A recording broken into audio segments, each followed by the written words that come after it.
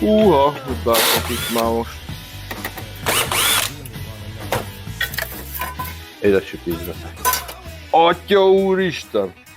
Odani. Hát ez a kés egy kicsit régóta volt, ez már totál trapéz. Ez egy luknak kéne itt lenni, meg ez valahogy így el is van görbülve.